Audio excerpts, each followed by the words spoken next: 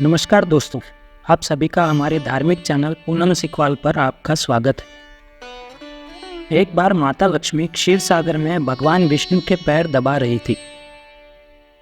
पैर दबाते दबाते माता लक्ष्मी ने भगवान विष्णु से कहा, हे प्रभु, आज मेरे मन में 3 प्रश्न उठ रहे हैं। यदि इन तीनों प्रश्नों के उत्तर देकर आप मुझे संतुष्ट करेंगे तो मेरे मन को बहुत शांति मिलेगी। तब भगवान विष्णु कहते हैं, देवी, तुम्हारे कौन से 3 प्रश्न हैं?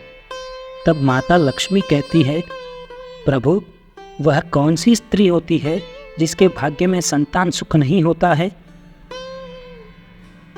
दूसरा प्रश्न है कि कौन सी स्त्री समय से पहले विधवा होती है?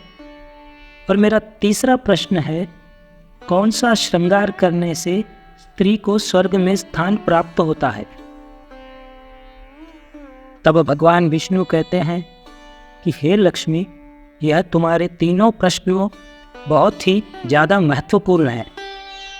जो भी व्यक्ति इन तीनों प्रश्नों के उत्तर को समझकर इस पर्याप्त ज्ञान को अपने जीवन में उतार लेता है, उसे जीवन में सुख की प्राप्ति होती है। दोस्तों, भगवान विष्णु कहते हैं, देवी लक्ष्मी, अब मैं तुम्हारे तीनों प्रश्नों के उत्तर एक छोटी सी कहानी के माध्यम से देने वाला हूँ। इस कहानी के माध्यम से तुम अपने तीनों प्रश्नों के उत्तर ठीक तरह से समझ पाओगी। भगवान विष्णु कहते हैं, परंतु मेरी एक शर्त है, जब तक मैं कहानी सुनाऊं तब तक तुम्हें इस कहानी को ध्यान से सुनना है। तब माता लक्ष्मी कहने लगी, हे प्रभु, मैं आपको वचन देती हूँ कि इस कथा को मैं पूरे मन और लगन से सुनूंगी। आप कृपया उस कथा को आरंभ करें। दोस्तों, आप सभी से भी एक विनती है कि इस कथा को पूरा सुनें, साथ ही वीडियो को लाइक करें, ये कुछ जानकारियाँ आपके लिए लाते रहें। तो चलिए कहानी पर चलते हैं। भगवान विष्णु कहते हैं, किसी राज्य में एक छोटा सा नगर था। उस नगर में एक सेठ रहता था। उस सेठ के 2 बेटे थे और सेठ के बेटों की शादी भी हो चुकी थी। सेठ की पत्नी और सेठ के बड़े बेटे दोनों का ही स्वभाव दुष्ट प्रवृत्ति का था। इसलिए सेठ की पत्नी अपने बड़े बेटे की पत्नी से बहुत ही ज़्यादा प्यार करती थी, मगर छोटे बेटे की पत्नी जो थी वह बड़े ही अच्छे स्वभाव की थी और वह एक पतिव्रता स्त्री भी थी और पूरे घर का कामकाज भी वह अकेले ही करती थी। इतना कुछ होने पर भी सेठ की पत्नी और बड़े बेटे की पत्नी छोटी बहू को हमेशा अपमान ही करते रहते थे। सेठ के बड़े बेटे की बहू को एक बेटा था और छोटी बहू को एक पुत्री थी। सेठ की पत्नी हमेशा पुत्र को लेकर छोटी बहू को ताना मारते रहती थी। भगवान विष्णु कहते हैं, छोटी बहू की कहानी अच्छे तरीके से समझाता हूँ। इस कहानी से तुम्हें तुम्हारे पहले प्रश्न का उत्तर प्राप्त होगा। तुम्हारा पहला प्रश्न था कि कौन सी स्त्री के भाग्य में पुत्र की प्राप्ति नहीं होती है। तब भगवान विष्णु कहते हैं, सेठ की पत्नी थी, वह पहले से ही बड़े ही दुष्ट स्वभाव की थी। उसके कुटिल स्वभाव से सभी घर वाले बहुत ही ज़्यादा परेशान थे, परंतु अपनी सीधी सादी छोटी बहू को वह कुछ ज़्यादा ही परेशान करते रहती थी।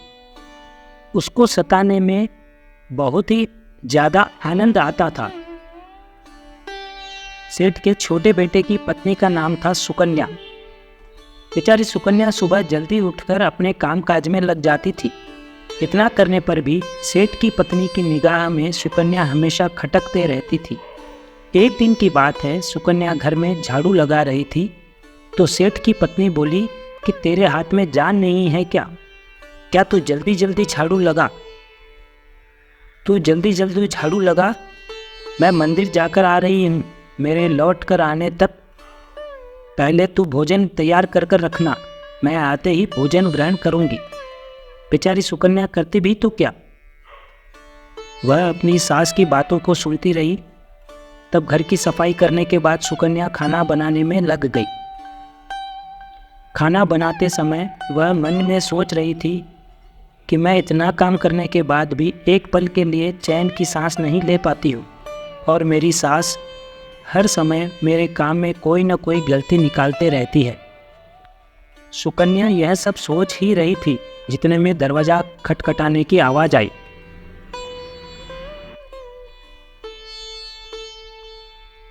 तो सुकन्या ने सोचा कि अभी तो भोजन तैयार ही नहीं हुआ, लगता है आज मेरी सासू माँ आज जल्दी ही घर वापस आ गई है।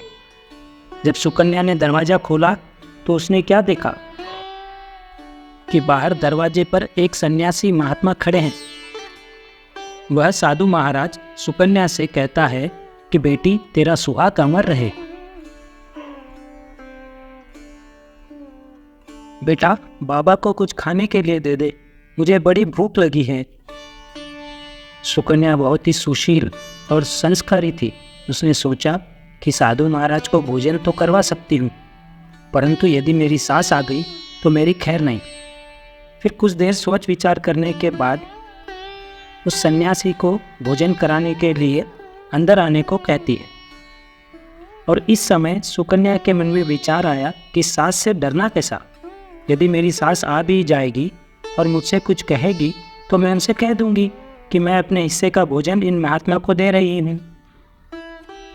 ऐसा सोचकर सुकन्या साधु को अंदर ले गई और अतिथि धर्म का पालन करते हुए उस साधु को भोजन कराने लगी।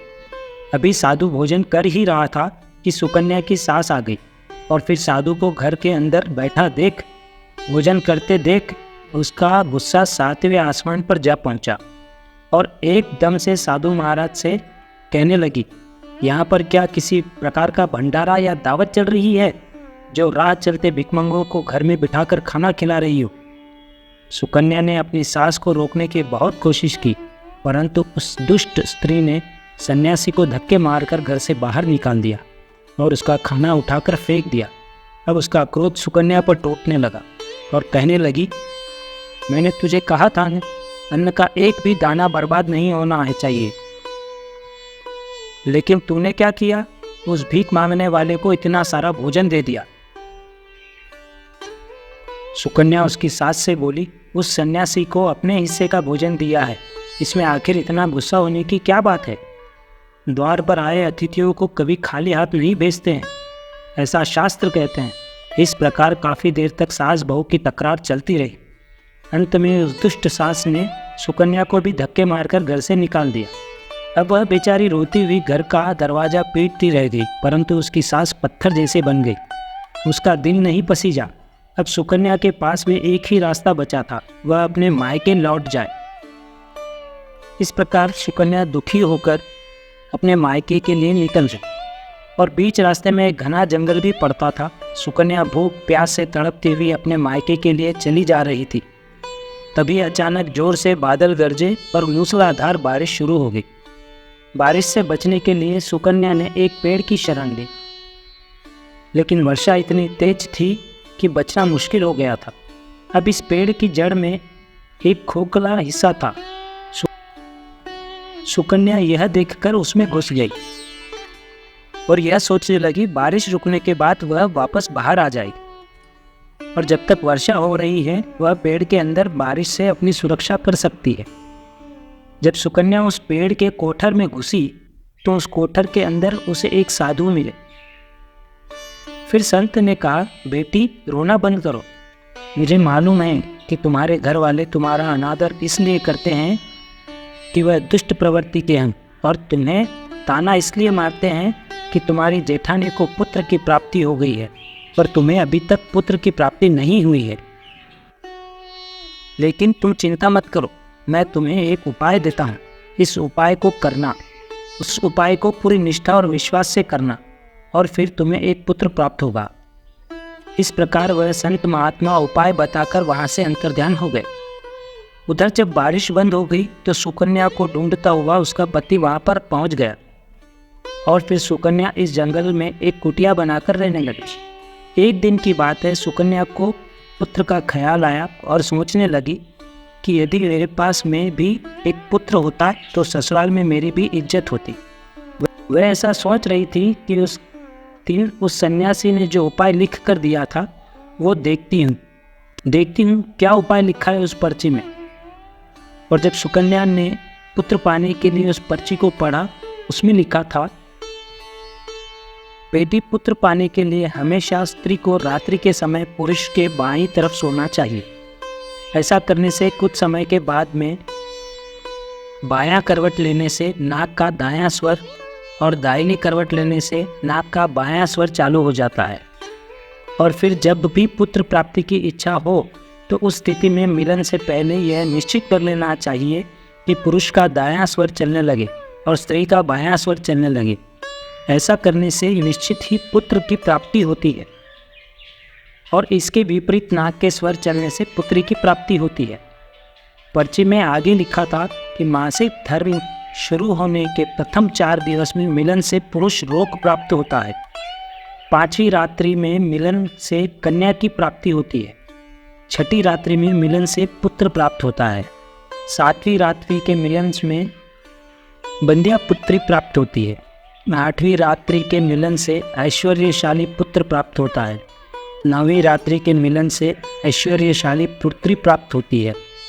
10वीं रात्रि में मिलन से अतिश्रेष्ठ पुत्र होता है। इस प्रकार सुकन्या ने 10वीं रात अपने पति से मिलन किया और गर्भ धारण किया। अब सुबह स्नान आदि क्रिया से निवृत्त होकर के पूजा पाठ करके सुकन्या का पति लकड़ी काटने चला गया। उसके पति के जाने के बाद तूफान आ गया और मूसलाधार बरसात शुरू हो गई। अब सुकन्या की झोपड़ी तूफान में उड़ गई और भारी बारिश होने लगी। और फिर सुकन्या बारिश से बचने के लिए एक पेड़ के कोठर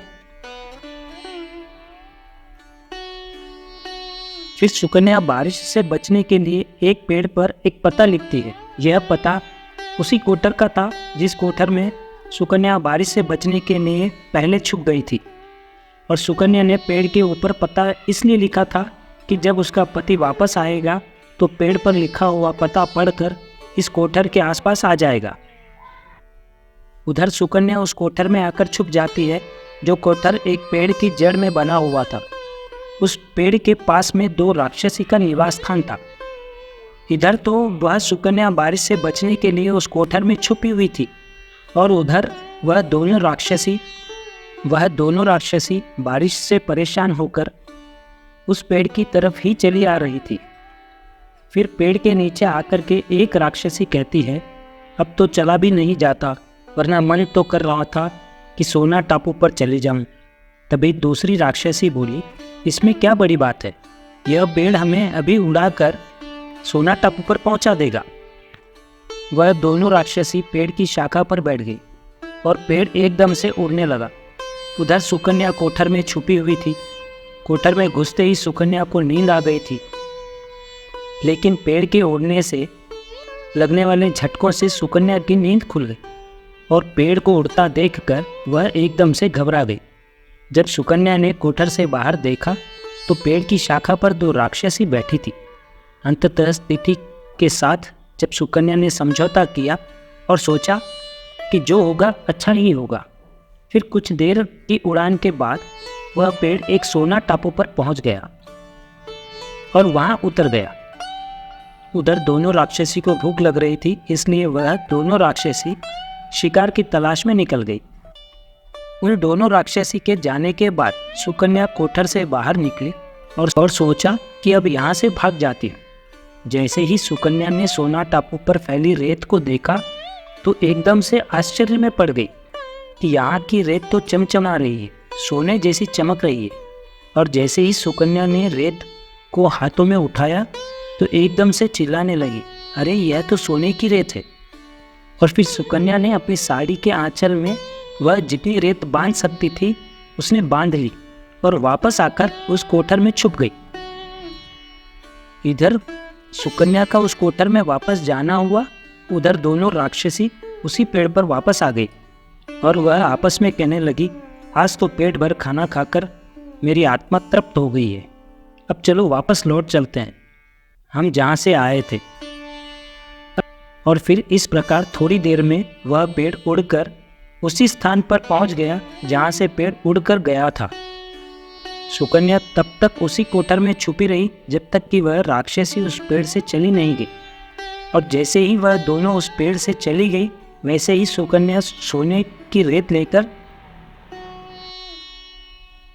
उस कोठर से बाहर आ गई और मन में सोचने लगी कि इतना सारा सोना देखकर मेरी सासू माँ खुश हो जाएगी और अब मैं अपने ससुराल वापस जाऊंगी और अपनी सासू माँ को इतना सारा सोना दूंगी, फिर वह मुझसे कभी भी नफरत नहीं करेगी और मुझसे प्यार करने लगेगी। इधर तो सुकन्या ऐसा सोच रही थी, तब तक सुकन्या का पति सुकन्या को ढूंढता हुआ इस कोठर की तरफ आ जाता है और सुकन्या अपने पति को सारी बात बताती है, पर अपने पति के साथ वापस अपने ससुराल पहुंच करके अपनी सासू माँ से कहती है, देखो सासू माँ, मैं आपके लिए क्या लाई हूँ। और ऐसा कहकर कि वह सारा सोना अपनी सास को दे देती है और उसे सोना कैसे प्राप्त हुआ वह सारी घटना अपनी सास को बता देती है।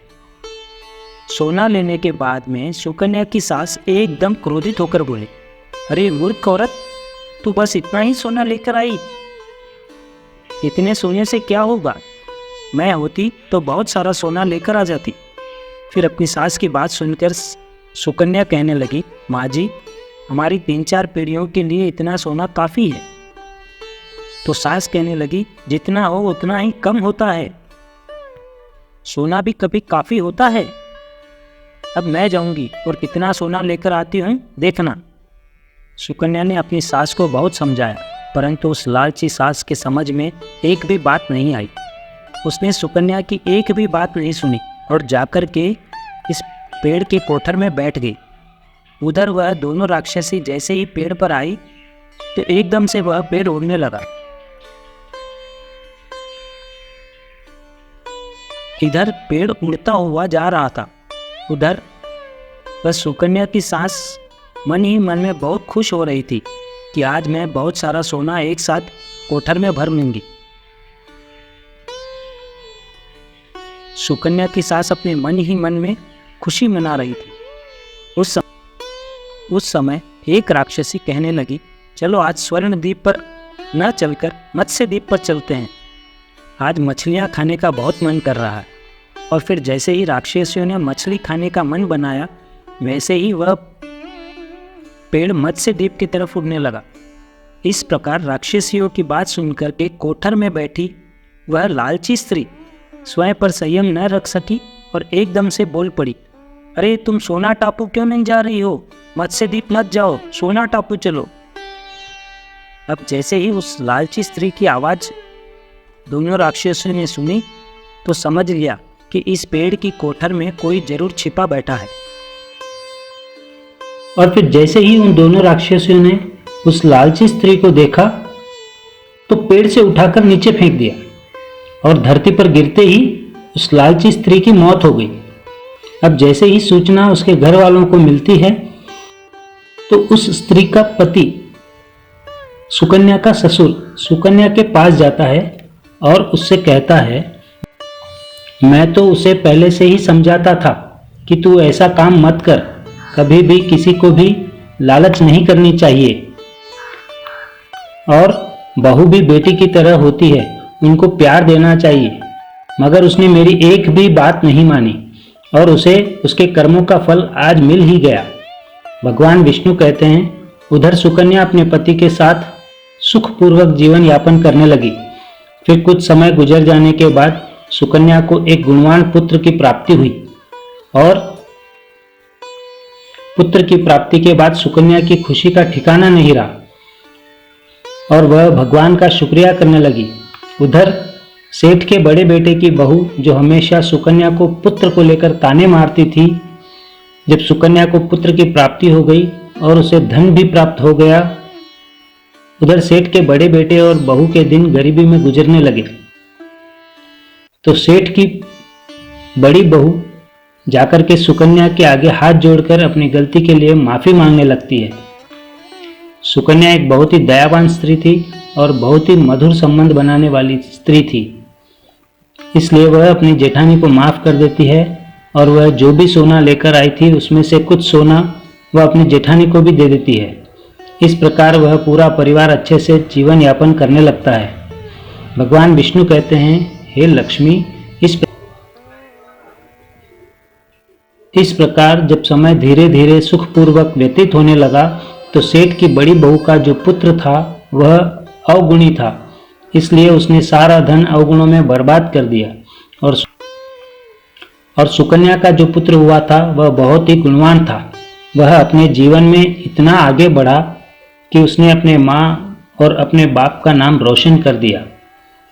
और फिर जब सुकन्या और उसकी जेठानी का जीवन समाप्त हुआ तो सुकन्या को स्वर्ग की प्राप्ति हुई और उसकी जेठानी को नरक में स्थान मिला। भगवान विष्णु कहते हैं, हे लक्ष्मी, तुम्हारा पहला प्रश्न था कि कौन सी स्त्री के भाग्य में पुत्र नहीं होता, तो समझ लो संत के द्वारा दिए गए पर्ची के विपरीत जो कार्य करते हैं उनके भाग्य में पुत्र योग नहीं होता है। भगवान विष्णु कहते हैं, लक्ष्मी, तुम्हारा दूसरा प्रश्न था कि कौन सा गहना पहनने से स्त्री या पुरुष की दर्दनाक मौत होती है, तो समझ लो वह गहना लालच का था जो सेठ की पत्नी ने पहना था और खूब सारा सोने की लालच में कोठर में घुस गई थी। और जब नीचे फेंक देने के कारण सेठ की पत्नी की दर्दनाक मौत हो गई। इसलिए लालच रूपी गहने कभी नहीं पहनना चाहिए। भगवान विष्णु कहते हैं, हे लक्ष्मी, अब तुम्हारा तीसरा प्रश्न था कि कौन सा श्रृंगार करने से स्त्री को स्वर्ग मिलता है, तो वह चरित्र रूपी श्रृंगार, यानी कि चरित्रवान और पतिव्रता स्त्री जैसे सेठ की छोटी बहू सुकन्या की तरह मृत्यु के बाद स्वर्ग में जाती है। इसलिए हर विवाहित स्त्री को पतिव्रता और चरित्रवान होना चाहिए। दोस्तों, आपको यह कहानी कैसी लगी कृपया हमें कमेंट कर जरूर बताएं। अगर आपको यह कहानी पसंद आई हो तो वीडियो को लाइक और चैनल को सब्सक्राइब जरूर करें। हम ऐसे ही धार्मिक कहानियाँ हमारे चैनल पर लेकर आते हैं। धन्यवाद।